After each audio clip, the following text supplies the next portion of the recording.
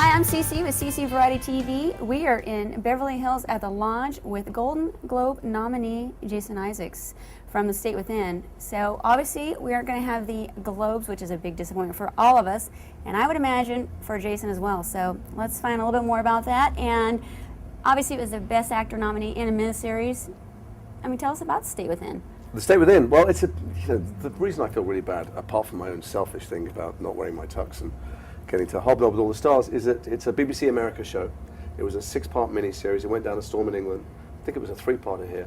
And BBC America is this fantastic channel that's in 60 million homes, but they don't have a big advertising budget. So the Golden Globes was a really big deal for them. It's nominated for Best Miniseries. I got a nomination. They got another nomination for something else. And it's a big lost opportunity for them to tell all of America how great their shows are.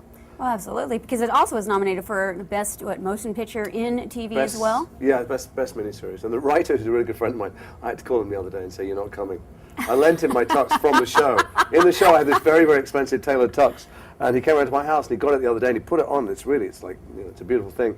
And I think he's probably at home parading in front of the mirror in it as we speak. Just wishing he had somewhere to go in it. How unfortunate. I'm in a nice tux, I imagine. So on The State Within, what was your favorite part in the movie? What was captivating about the movie? Well, I was a good guy. You know, I tell you what it was. It's the BBC in Britain and BBC America, who put money into it, get to make shows that American television would never dare to make. You know, it's very morally grey. It's not made for commercials. When you make shows in America, you have to write a little twist or turn before each commercial to stop people flipping around. Well, when you tell a story over 6 hours, you know, without any concern for whether people are going to watch it, they didn't underestimate the audience intelligence at all. You have to be smart to watch it. You've got to be on the ball. And you can't look away. You can't be doing a crossword at the same time. So it's a really interesting, grown-up, complex story.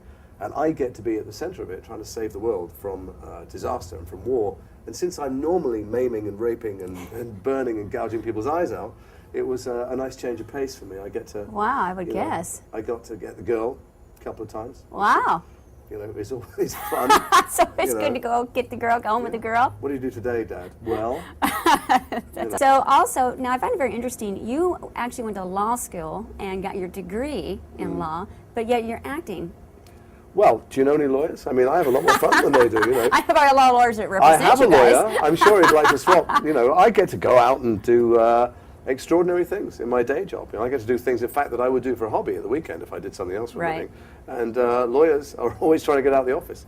So you know, this is more fun, and I get to, you know, come to glamorous locations like this and meet you, and I get to wear funny clothes, put on funny voices, kill people, be killed, love, you know, save the world, and all that stuff. And, well, now you're also in Harry Potter. They're making number 6 right now, and I'm not in the 6th book, so I'm not in the 6th film. I have to wait for them to make number 7, and you know, I'm counting the days. Wow, you're like. Yeah. And Daniel Radcliffe, who plays Harry Potter, is off to Broadway to do Equus on Broadway for a while. Another naked? I mean, he's still doing the naked thing? He's naked every night. Wow. I don't think he varies it night to night. I think he's always naked.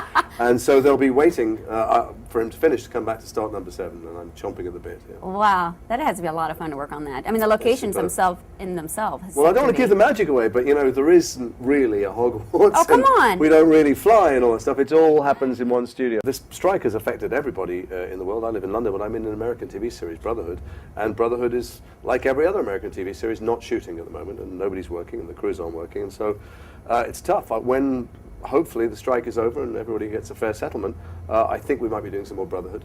I have a film called Good with Viggo Mortensen that's coming out later this year, and I haven't quite finished it, but they're hoping to get it submitted to Cannes in time. So you've married to Emma, very beautiful. You've got, is it 2 children? I've got 2 little girls.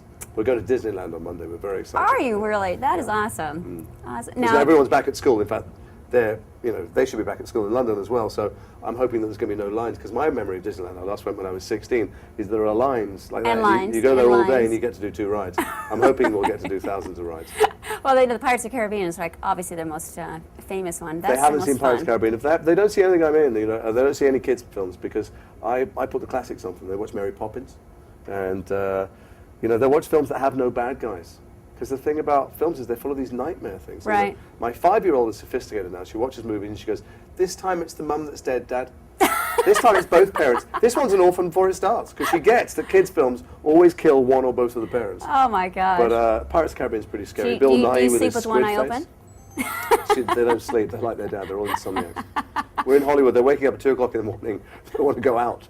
They don't understand. Oh, they already got the Hollywood itch. Yeah, they're jet. Just when they get over the jet lag, we'll fly back to London, and the nightmare will begin again. So now in London, what's a day in the life of you guys at home? I have two different lives. I have the working life, when I go somewhere and I'm pampered and I get to do the thing that I love, which is pretend to be someone else and vicariously lead these very exciting lives.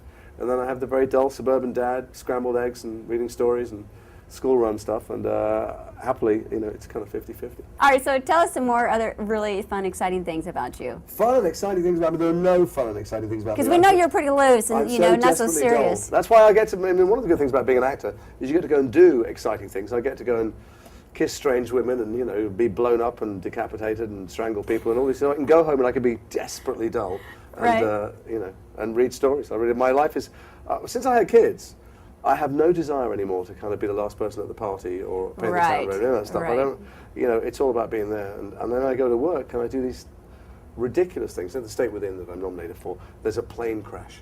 And I walk through, thousands of people who are maimed and there's burning bodies and all stuff. And my 4-year-old, she was then, came to the set and watched it.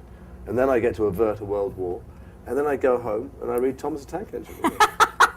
Actually, I have to, I don't want to... You know what? That's a good day, though. Oh, it's a good day. I'm pretty blessed at the moment because things could get a lot worse, and sometimes I can feel sorry for myself this week when the Golden Globes isn't happening. But the fact is, I get to act all the time, which I love doing. I get pretty well paid for it, and I can walk down the street and take public transport. I'm looking out the window, and this is Los Angeles. Nobody takes public transport. But in London, I'm completely anonymous everywhere I go, and yet I work all the time. And it's a psychological disease. I've got this thing. If I'm ever talking to a cab driver, my wife will lean over and go, "You're not Irish. You're not fooling anyone." But actually, that thing of trying to become people when you're talking to them is what I do for a living now. So it's all fine. So if we were at the Golden Globes and you were to get your nomination and receive it, if we were at the Golden Globes, yeah. So. What would your speech be? I wouldn't make a speech because something prepared. No. I think preparing a speech is tempting fate. First of all, there was no chance of me winning. So in a way, I'm kind of glad that I don't have to sit there and do that. Oh, great. Oh, fantastic. I'm so glad you won. But, I'm nominated in the same category as Ernest Borgnine, who is a living legend. He's 90 years old, God bless him. He's a phenomenal actor. He last won in 1955 for Marty. And Jim Broadbent is in the same category, who is an acting god, who I personally have voted for in various competitions in England for the same performance in Longford, which is fantastic. Adam Beach is in the category. He's nominated for Bury My Heart at Wounded Knee, which was an amazing series. And then there's a guy called James Nesbitt, who's also nominated. He's one of my oldest friends. It's kind of weird that we're both nominated. We used to share an apartment together, or rather, I rented the apartment, he slept on my couch for free. And and the idea that either of us should ever be picked out for acting seemed to both of us completely ludicrous. So in a way, it's better that we're not there having our fixed grins and misbehaving. My parents had to sit through watching me naked and swear I was castrated once on stage. I was constantly doing all kinds of deprivation and perversion parading in front of them. So when I get to play the British ambassador to Washington in a nice suit and save the world, they can finally say to their friends, "Watch my son, he's on television, nice boy."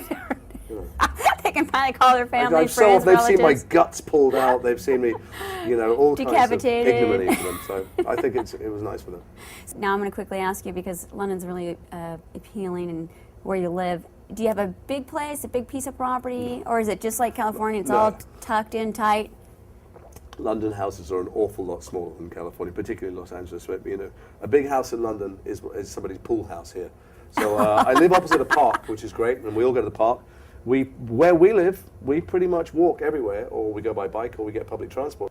Well, we were happy to have you here today. Thanks very much. Thank you very much, Jason. This is my red carpet experience. This is I won't be having a red carpet, so you represent all of the American media, and you're doing a very good job. Well, thank you very much. Thank you. We're very happy that you got to talk with us, and enjoy Disneyland, and have a safe trip home. And I will. Can I just say we'll be to cheering everybody, for you. watch BBC America. You've got it. Find it on the dial. It's got great shows.